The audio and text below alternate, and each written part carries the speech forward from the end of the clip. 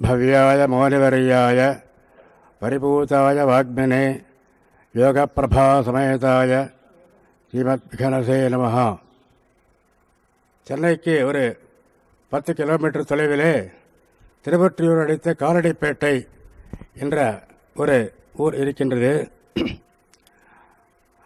அங்கே சுமார் 300 ஆண்டுகளுக்கு முற்பட்ட ஒரு பிரம்மாண்டமான திருக்கோயில் மிக பொலிவுற அமைந்திருக்கின்றது.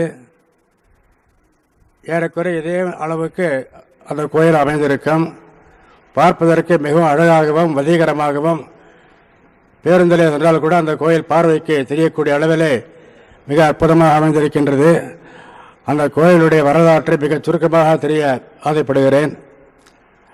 அந்த காலத்தை 300 ஆண்டுகளுக்கு முன்னர் வெள்ளையர்களுடைய ஆட்சி காலத்திலே வெள்ளையர்களுடைய அதிகாரிகளாக இருந்தவர்களிடத்திலே துபாஷிகளாக இருந்த சிவவே வீரராகவாச்சாரியா சுவாமி என்பவர் மிகவும் அவர்களுக்கு அனுகூலமாக மொழிபெயர்ப்பாளராக பணியாற்றி வந்தார்.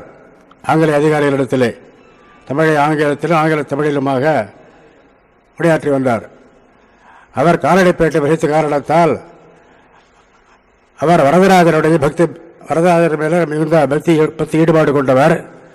எனவே தினந்தோறும் தன்னுடைய செய்யும் தொழிலே தெய்வம் என்பதற்கேற்ப பணிகளை எல்லாம் சீராக முடித்த பின்னர் உடனே அவர் காஞ்சிபுரம் சென்று வரதராஜ பெருமானை வணங்கி வழிபடுகிற ஒரு பழக்கம் வைத்துக் கொண்டிருந்தார்.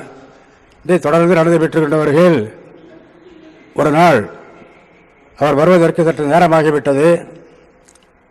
நேரமாகி வந்தும் கூட அவர் பணியை வழக்கம் போல நடத்தி முடித்து விட்டார். என்றாலும் இவ்வளவு விரைவாக செய்து முடித்தாரே என்று அந்த அதிகாரிக்கு இவர் மீது சற்று அனுதாபம் ஏற்பட்டு இதற்கு என்ன காரணம் என்று அவர் வினவ, அவர் காஞ்சிபுரம் சென்று வரதராஜ பெருமானை வணங்குவது எனக்கு ஒரு பழக்கமாகினால அது இன்று மட்டும் சற்று தாமதமாகிவிட்டது, இருந்தாலும் பணியை முடித்து விட்டேன் என்று சொல்ல, அதற்காக நான் கேட்கவில்லை, தங்களுடைய ஆதங்கத்தை தெரிந்து ஏதாவது நம்மால் உதவி செய்ய முடிந்தால் செய்யலாம் என்ற எண்ணத்தோடு கேட்டேன் என்று சொல்ல, உடனே அவரும் வரதராஜ பெருமானை சேவிக்கிற பழக்கம் அது தவிர்க்க முடியாத ஒன்று என்று சொல்ல, உடனே அந்த வரதராஜ பெருமாள் ஆலயம் போன்று இந்த திருவொற்றியூருக்கு அருகாமையில் ஒரு பிரம்மாண்டமான நிலத்தை அவருக்கு அளித்து அதில் மிக அழகாக ஆலயத்தை கட்டி கொடுத்தார்.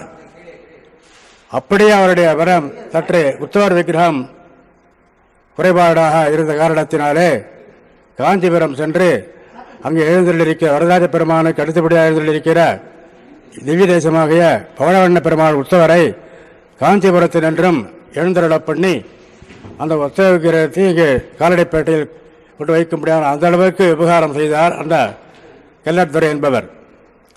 ஆகவே இப்பொழுது காலடிப்பேட்டையில் மூலவர் கல்யாண வரதராஜ பெருமானாகவும் உற்சவர் பவளவண்ண பெருமானாகவும் மிக அற்புதமாக காட்சியளிக்கின்றார்.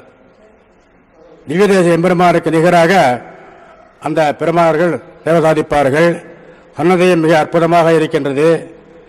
அவ்வளவு இருந்தும் அதற்கேற்றபடி ராஜகோபுரம் இல்லையே என்ற ஒரு குறையினாலே இப்பொழுது உள்ள ஏராளமான ஆயிரக்கணக்கான பக்தர்கள் எல்லாம் ஒன்று திரண்டு இந்த கம்பீரத்திற்கேற்ற ராஜகோபுரம் கட்ட வேண்டும் என்று முனைந்து அதற்கான ஏற்பாட்டை இப்பொழுது செய்ய முனைந்திருக்கின்றார்கள்.